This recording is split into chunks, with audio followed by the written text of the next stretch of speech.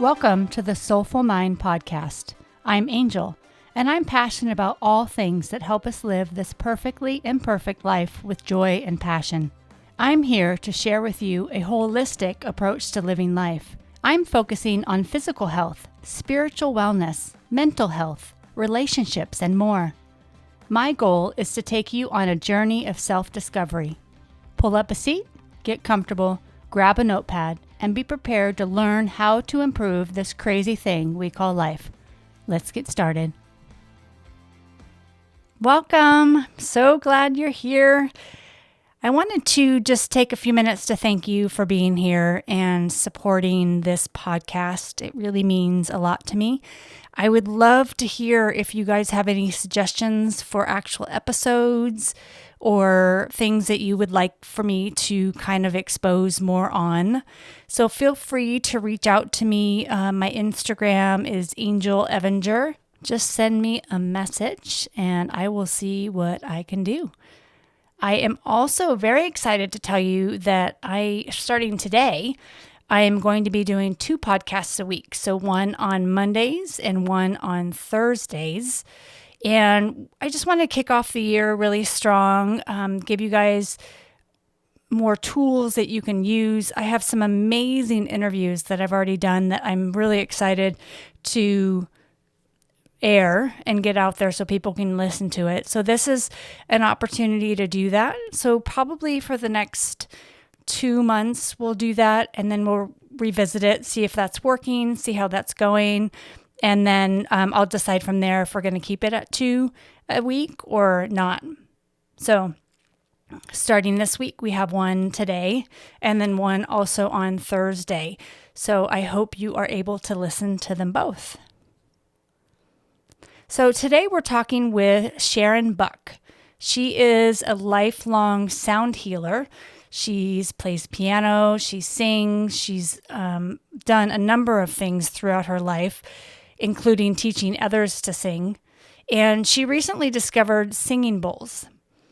And she kind of went all in. She took a class, really enjoyed it. She went all in and bought a whole bunch of these singing bowls, which are amazing.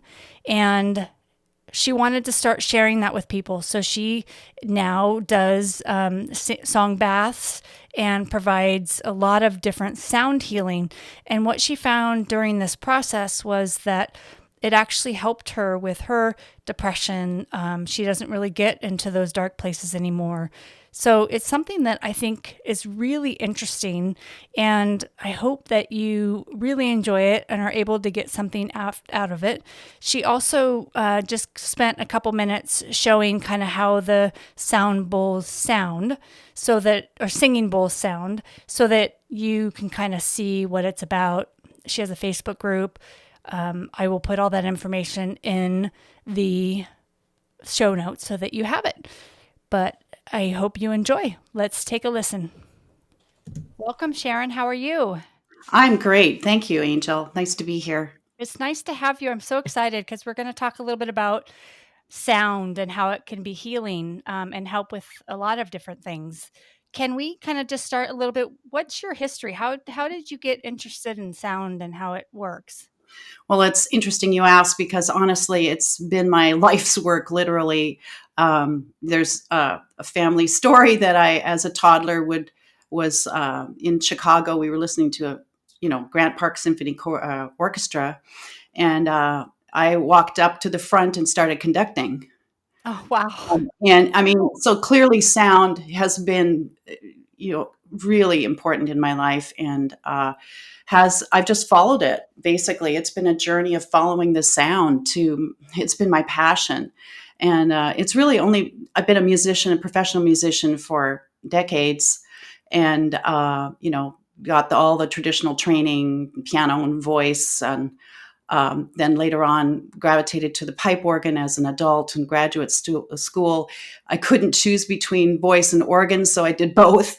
Oh my gosh. Double major in performance and things like that. But I've just followed kind of that line, and then ended up teaching voice, piano, and then voice. And I was drawn to the voice because there's something unique about each individual voice. A piano basically sounds like a piano, and that.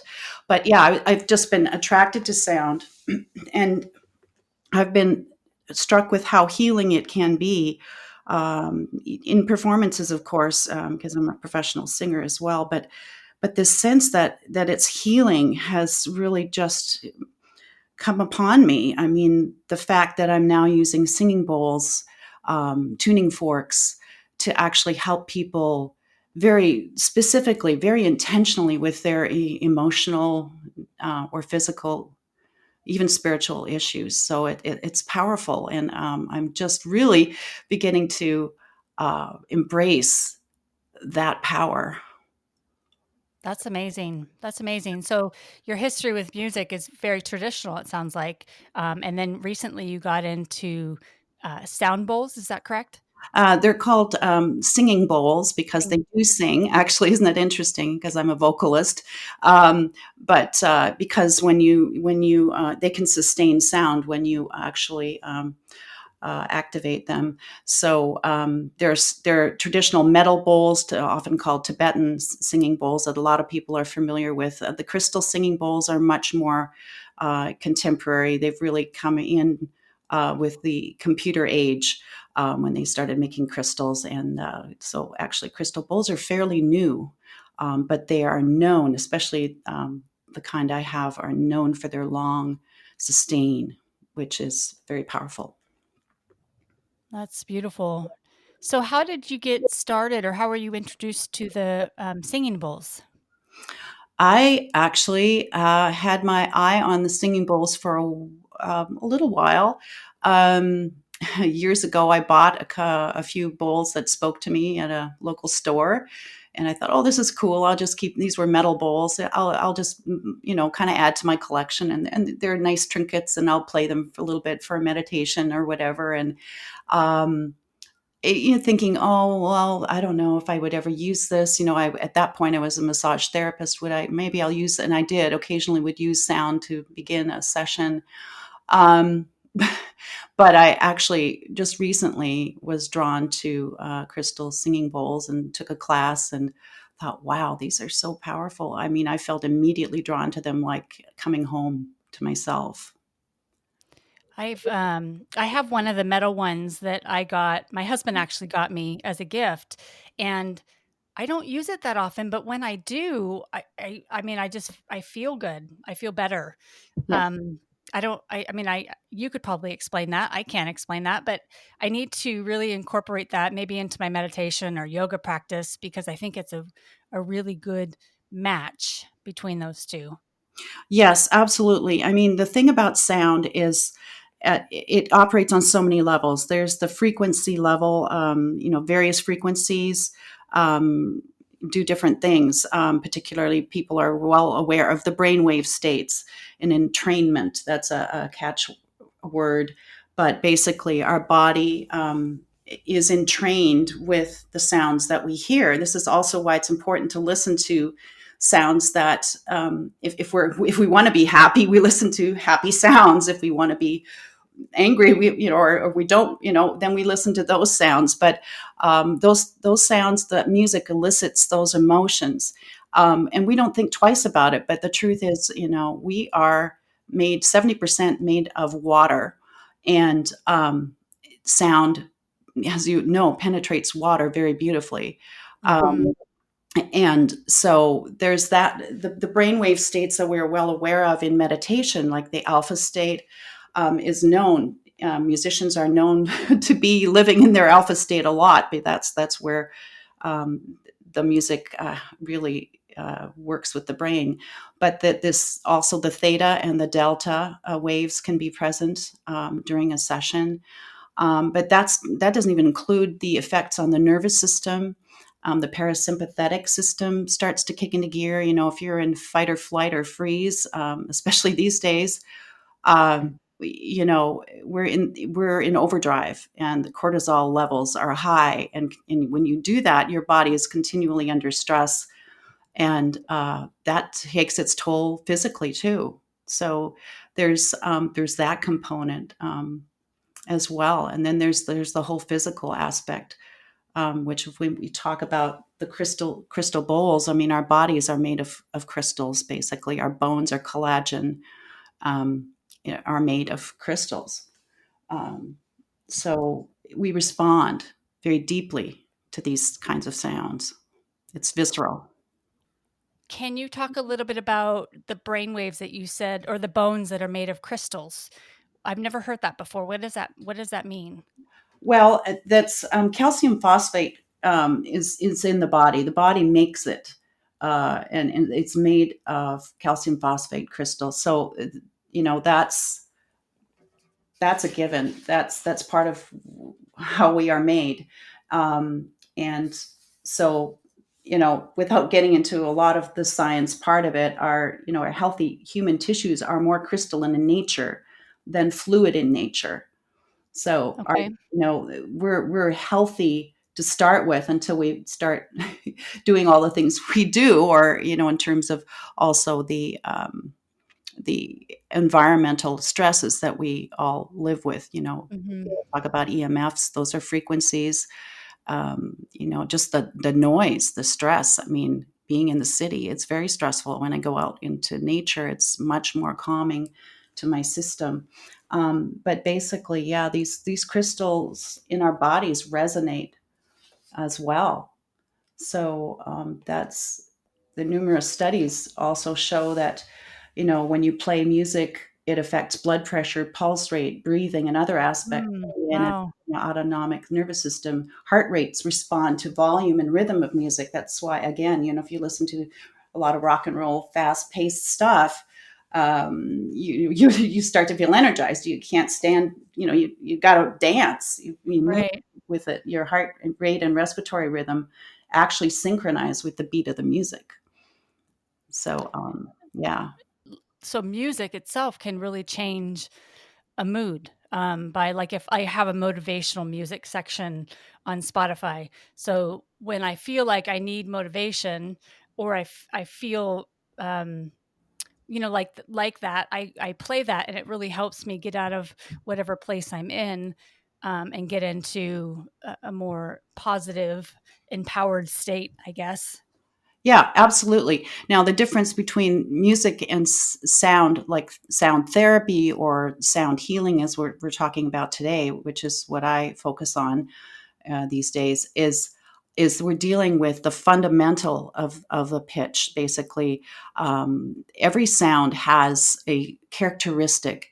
So, for example, the most basic sounds that we can come up with in our culture, like would be a train whistle or a foghorn. Mhm. Oh, it's got a little bit of noise in it, but it's very, very, there's a lot of fundamental in it if you look up fundamental. But that's a whole discussion for another day. But basically, the pipe organ, for example, which I've also played for many years and still do, has a basic fundamental pitch. And then as you add different stops, you get different. The pipes themselves are shorter or longer, and they make different pitches, but they also make different overtones.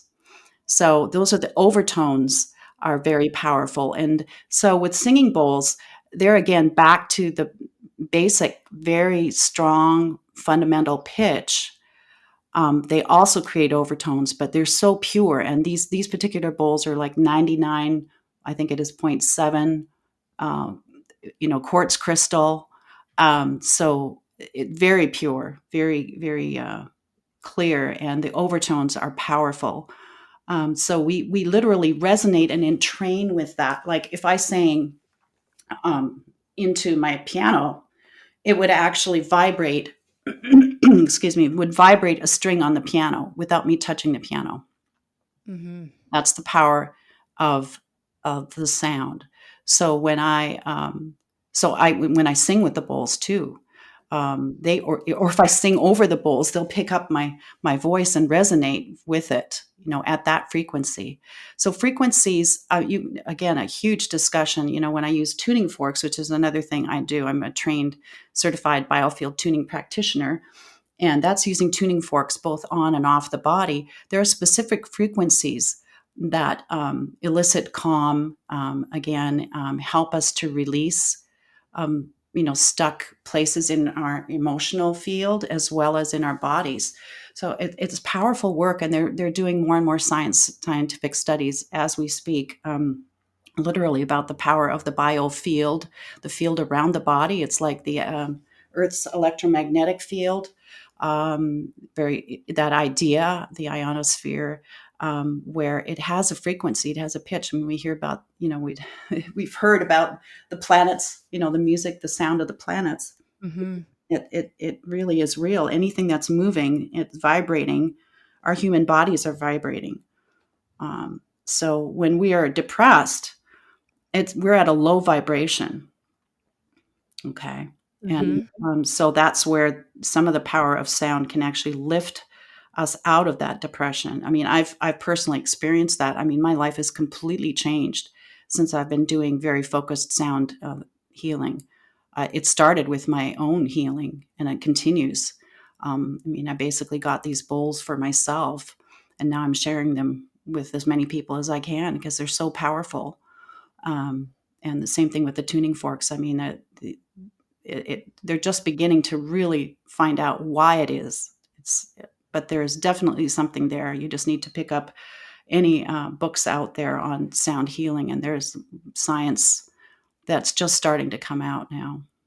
I'll have to do that because I find it very fascinating. I've struggled with depression and anxiety for most of my adult life, and when you're in a place that just doesn't feel good, um, incorporating something in this is I think is amazing because it sounds like you don't only hear the music, but you feel it. You feel it throughout your body, like you said, that piano just plays because it can feel that vibration. I think that's amazing, and that vibration can actually change your mood, or change the frequency that you're on.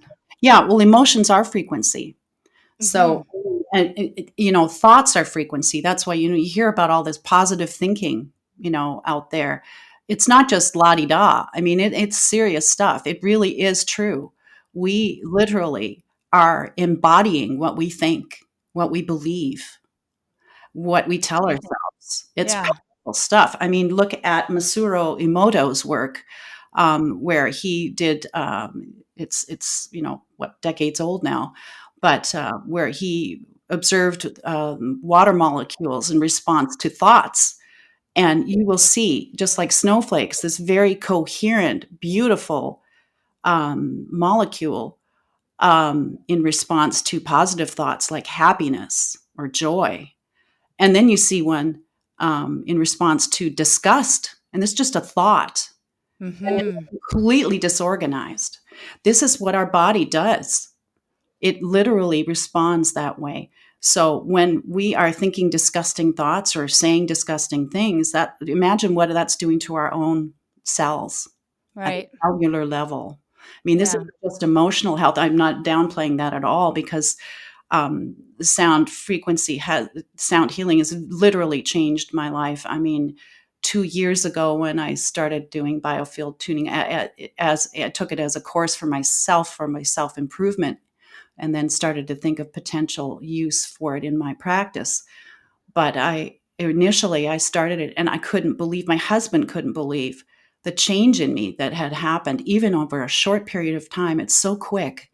I've done decades of therapy, and now let me tell you, this is very quick. I'm not saying it's necessarily a walk in the park because you still need to feel your feelings, and Hmm. better out than in. But definitely, I'm very. I used to be anxious all the time. I would get long depressive bouts, and I don't get that anymore. I do feel a lot. I feel in some ways even more intensely than I used to.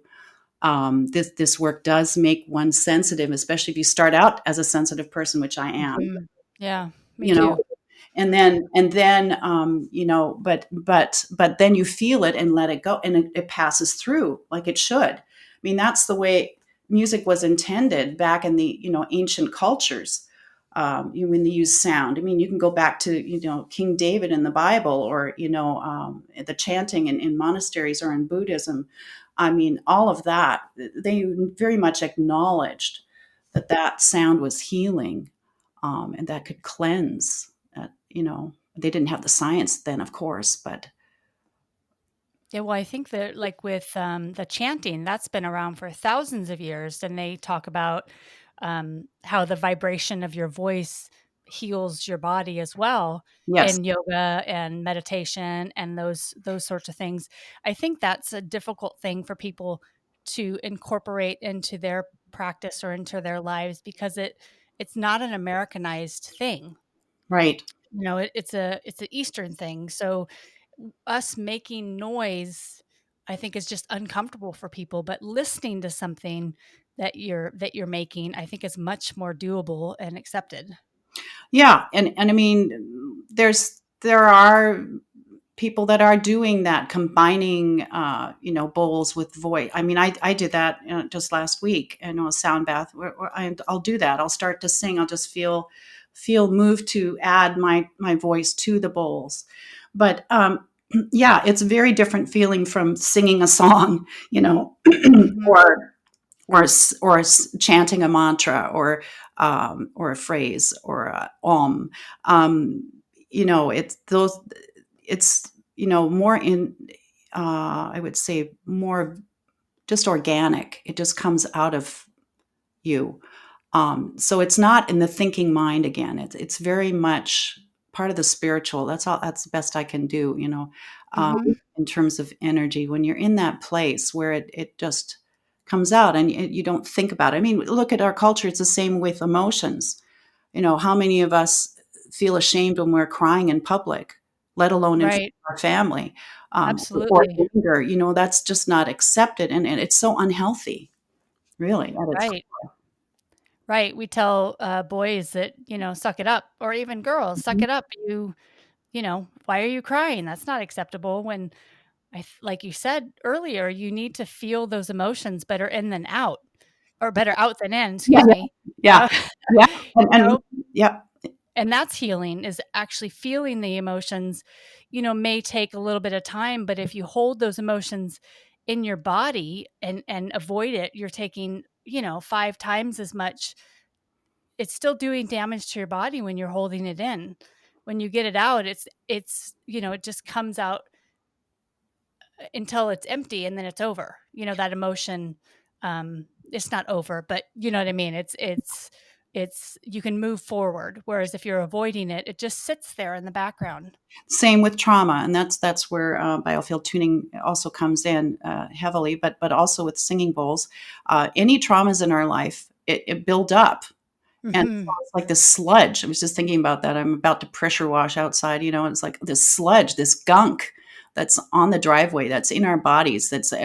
I mean, there is a connection. In Western culture, we've divided all of this up and said that's our physical health. This is our mental health. Here's our spiritual health.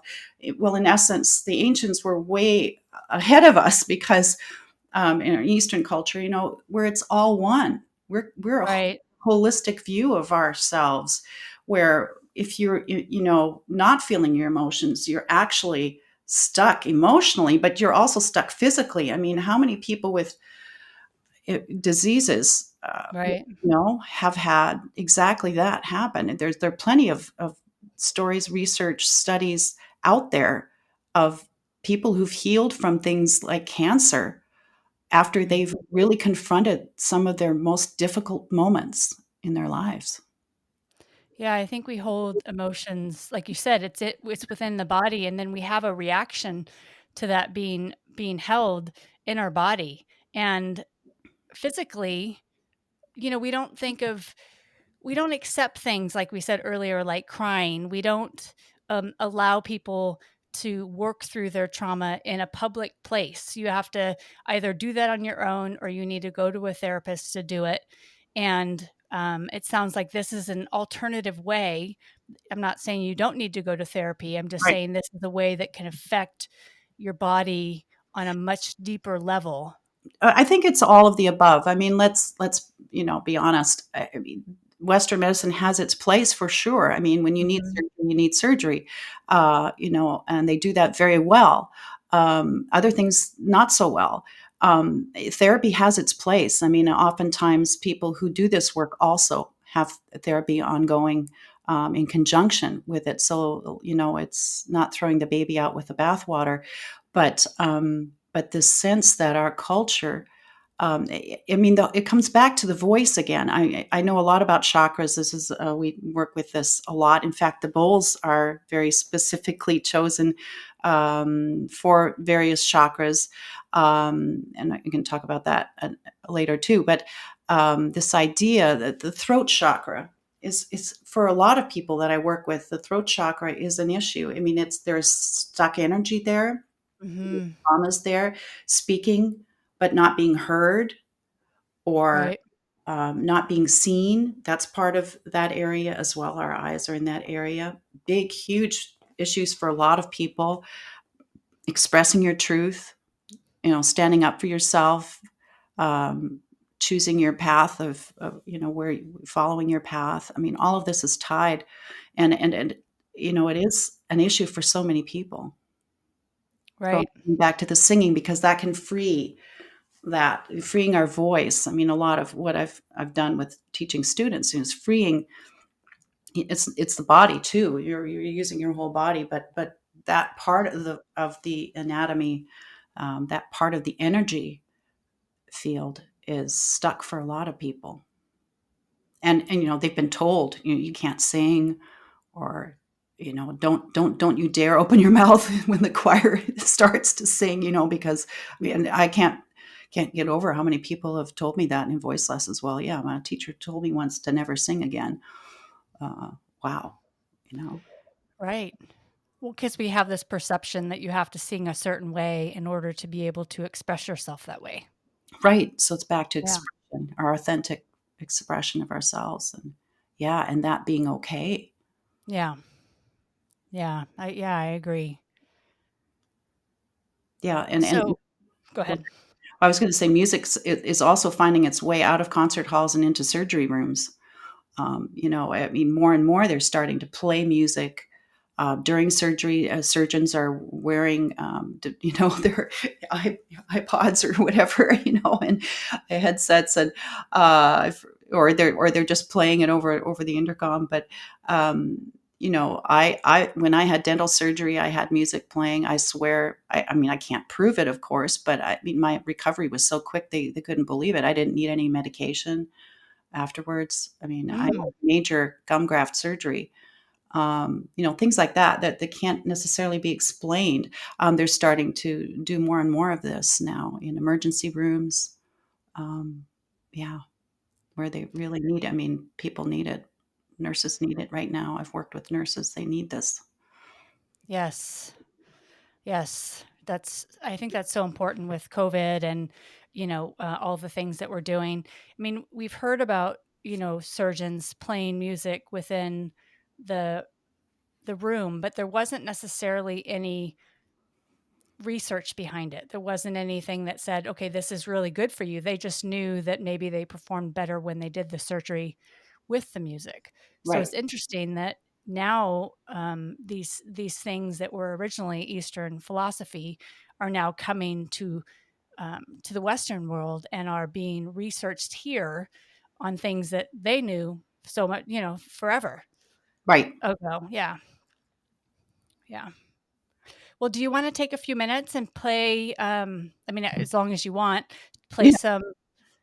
some sounds, and we'll kind of, experience those together? So people that are driving, you know, don't relax too much. Oh, yeah.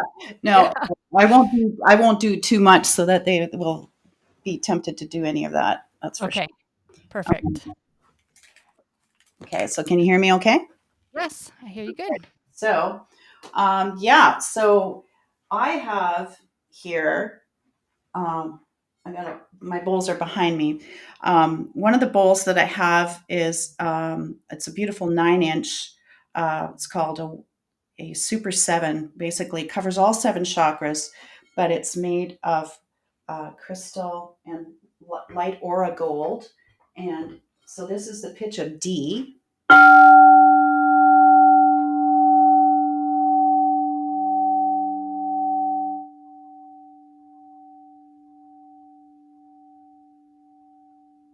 So we could be here for a while because it rings a long time. That was just one little tap. Wow. Okay, it's still ringing, and I'm going to stop it. And I'm going to ring my other bowl, which is an F sharp. It's an 8-inch bowl, beautiful, made of platinum and crystal, and it's got a pitch of F sharp. So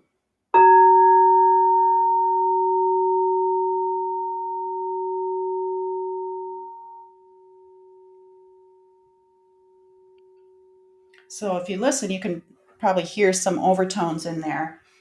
But these together make a major third. So if I play them together now, that was separately.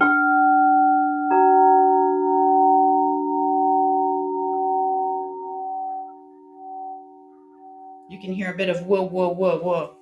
So they're actually interacting with each other. Okay. Wow. Yeah. And then you add the human body or my emotions in here and you start to really, it goes wild. These bowls play differently depending on what's going on. So now I'm singing this bowl, just using the striker against the rim of the bowl.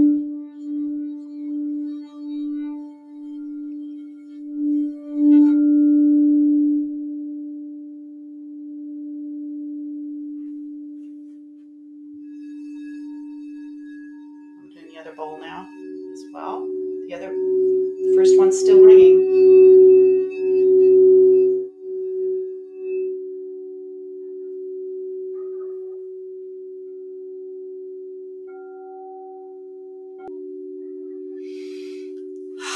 I'm breathing easier already. I don't know about you. Yeah, that's amazing. And they're still ringing.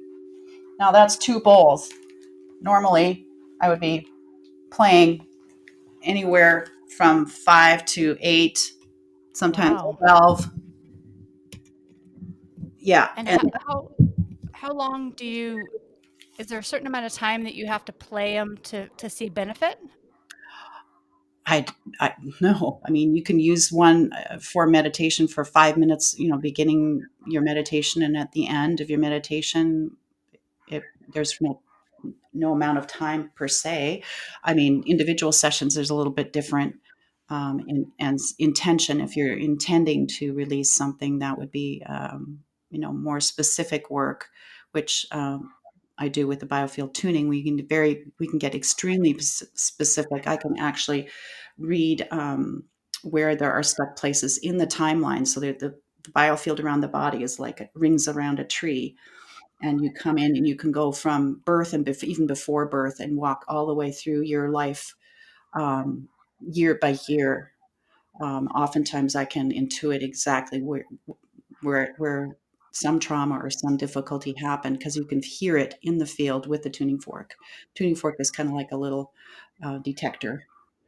uh, it's really fun, but yes, I mean, 5 minutes with a bowl, 2 minutes, heck, I mean, if you feel a change, you'll know. Yeah, that's amazing. And then add more bowls and you're flying.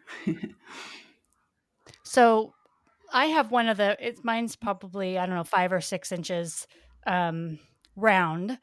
So people can get one of those and just start experiencing what sound is for themselves. Do you have any like resources that they could use as well?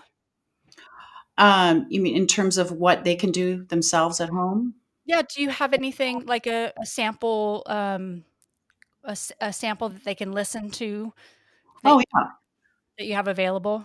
Yes, I have actually a free audio on my website that they can listen to. It's 20 minutes using the tuning forks, and I'm sure I'll be having some for the singing bowls as well. But yeah, they can get that at my website. That's easy. I mean, yeah, you definitely don't want to be driving or operating machinery or anything like that while you listen when you listen to that. Mhm. Mm, yeah, and there some basic contraindications for major work. If you did an hour session with me, we'd need to, go through your health history. a little bit more in detail. But yeah, I mean, the singing bowls, I just did a half an hour session last week for people online. And, there's been this resistance to, oh my goodness, we're all online, you need to be in person to receive this. No, I mean, the power, you think about it with music recordings, we can feel it. We're not in a live performance, a lot of us, especially now. Mhm. Musicians are, really feeling it now. But you can receive the benefits on online over a recording. Um, just as well. So it can be very powerful. My experience with what you just played is I could feel the vibration, Mhm. through the sound. So even though physically I wasn't in the room to experience that, I could feel it through the sounds that you were making. Exactly. Now, if you can feel that from how far away are you? Yeah, I'm in California. Yeah, yeah. If you can feel that over the airwaves, imagine being in person. But yeah, that's the kind of power that they have. It's visceral. I've heard we had a place here that did like a big group I think they did an hour for just a big group of people at one of the yoga studios, and people told me that they just started crying and they couldn't figure out why, Mhm. but they just started crying and releasing different things, Mhm. and when they finished the session, they just felt completely rejuvenated. Yep, that's the power. Exactly. It's subtle, it can be profound, and it can really change the trajectory of a person's life. I mean, we can all do with a kinder world, all of us, and just imagine how much better our world would be if everybody could be exposed to this kind of opportunity to release things that have been building up for years, if not generations. I mean, think about Mhm. the generational ancestral pain that we're all carrying. There's plenty of research out there about epigenetics. And so, wow, why not lighten our load and give the next generation a much easier time, Right. Right. Yeah. start a happier life? That Perfect. So would- where can they go to get that download that you were talking about, that 20-minute download? Yeah, they can go to extraordinaryempath.com. That's my website. Perfect. Yeah, and there's a whole story, the empath part, but yeah. Is there, are you on social media at all where they can follow you? Yes, I have a Facebook group with the same name, um, and I also have a biz page, Sharon Harmony Healing. Perfect. Yeah. That's great. Well, thank you so much for being here. I think that was amazing. I've learned so much, and I think it was good that you played those because it's almost an experience that you can't understand until you hear it. You just hit the nail on the head. I mean, the power of music is wordless. It is beyond words. Really. It's Mhm. so powerful. I mean, what is it? And it's universal. And that's the beauty of this. We're not even singing with words. We're not singing a language we have to understand. And even if you are singing words, we all get the power behind it, right? Mhm. But exactly, I mean, it's really from the divine, I think. Right. Yeah. Well, thank you so much for being here. I really appreciate it. And I'm sure there's great value for our listeners as well. Well, thank you so much for having me, Angel. It's been a privilege. Thank you. Take care. Me too. Thank you for joining us. If you like this podcast, you can receive our free gift, 5 minute meditations to kick off your meditation practice. You can receive them at angelevenger.com/meditations. Link is in the show notes. We would also love to have a review from you. We read each one, and it helps us with the show and makes us more visible. You can follow me on Instagram at Angel Evenger. And remember, you are the only one who can make your life great. Grab it by the horns and let's go. See you next week. Lots of love.